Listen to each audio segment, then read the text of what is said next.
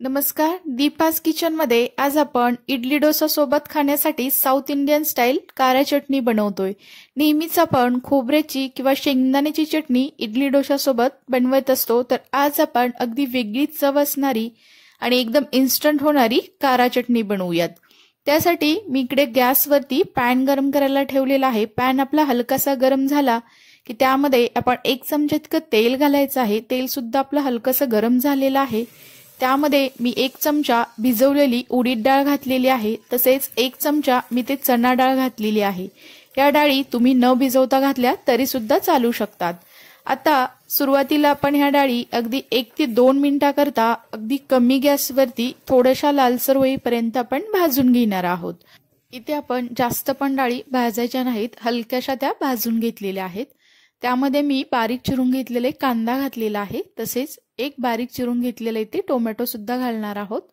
त्यानंतर आपण इथे 2 लाल मिरच्या घालायच्या आहे। तिखट तुम्हाला तुमच्या आवडीनुसार कमी जास्त करू शकता।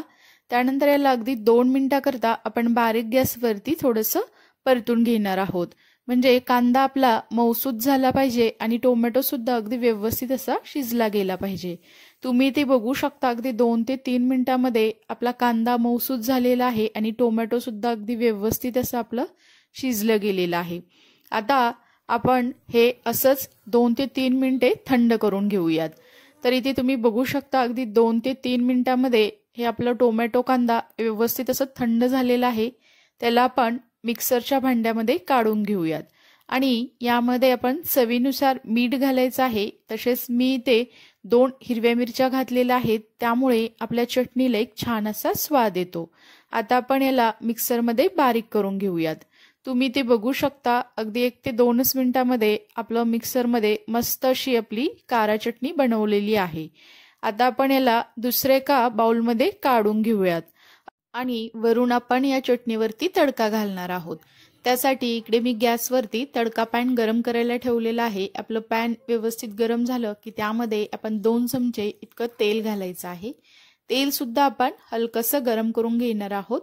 आता यामध्ये आपण अर्धा चमचा मोहरी घालायची आहे, तसेच अर्धा चमचा इथे मी जिरे घातलेले आहेत आणि 5 ते 7 इथे कढीपत्त्याची पानं घालायची आहेत आणि हा तडका आपण चटणीच्या वर घालणार आहोत।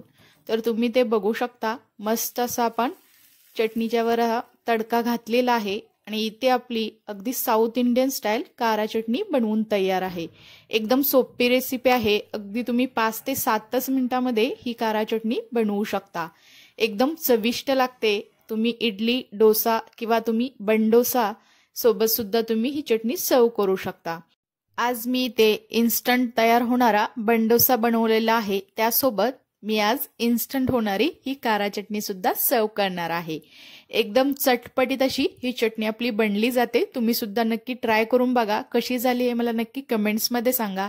जर तुम्हाला माझी रेसिपी आवडली असेल तर दीपास किचन या यूट्यूब चॅनेलला लाईक, शेअर आणि सबस्क्राईब करा आणि शेजारील बेल आयकॉनवरती क्लिक सुद्धा करा, कारण तुम्हाला अशा छान छान साध्या सोप्या असणाऱ्या रेसिपी पाहायला मिळतील।